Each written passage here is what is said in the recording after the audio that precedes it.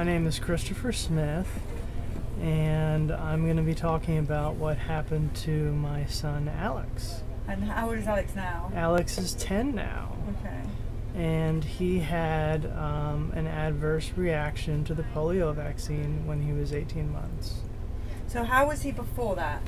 He was perfect before that. He was born with absolutely no health concerns at all. Walked early, talked early. My wife is Polish. He was bilingual, Polish and English. 2-3 word sentences. We have some videos from that time when he's speaking. Just this beautiful, happy, wonderful little guy. And when he received the polio vaccine, either right around 18 months, maybe a little bit before, he completely changed. Very shortly after he received the vaccine, very similar to what a lot of people describe, he started running a very high fever. He started screaming in a very high-pitched voice. He stopped speaking and didn't say another word, another sound for 6 months. And he was glued to my wife's leg like a pair of stockings. He wouldn't leave her side for even to let her go to the bathroom by herself. Like, he was so terrified, it appeared, by what was happening to him, that he was just glued to her. And we did not put 2 and 2 together at the time. Took about 6 months for us to finally receive a definitive autism diagnosis from the early intervention people. And only sometime later did we begin to think that perhaps it had been the vaccine. Now, the fever and the screaming and the change in behavior happened quite soon after the vaccines. We went back to the pediatrician and we mentioned, this has happened. We think it might be related to the vaccine. And just like you said, the pediatrician immediately was like, couldn't have been the vaccine, wasn't the vaccine. And didn't really have any explanation for it. We even asked about filing an adverse action report. She refused and said, nope, not going to do it. Couldn't have been that. Moved right along.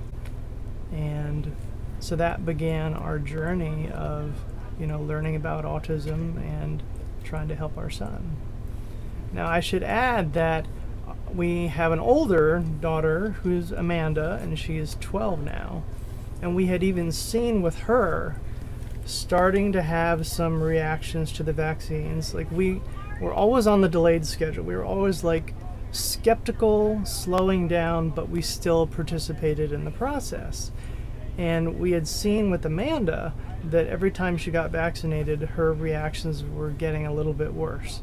So I don't know exactly how old she was. It might have been around the same age, 15 months. And she got Tdap and Hib at one time during one visit.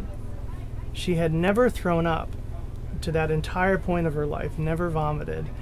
And after she received those 2 vaccines, she threw up almost continuously for about the next 14 hours, like a really huge change. And again, we went back to the pediatrician, explained what had happened, and said, this literally occurred right after she was vaccinated. And again, the same story. Couldn't have been the vaccine. She must have picked up a bug when she was in the office. Child never... Do you 2 vaccinate still? No. So you wouldn't vaccinate yourselves or your children? No. We stopped with Amanda when she had that reaction, but it wasn't enough for us to not vaccinate Alex. Did you get the HPV, or have you No, escaped? absolutely not. That's good. I'm so pleased to hear that. Yeah. What do you do? What profession are you? I work in banking. So you're and your wife? She stays at home with the kids and homeschools and raises Good them. for her. Yeah.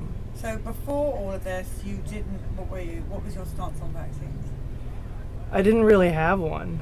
I mean, I know that I was vaccinated much less than my kids are. I'm in my 40s, so I didn't get anywhere near the number that they are now.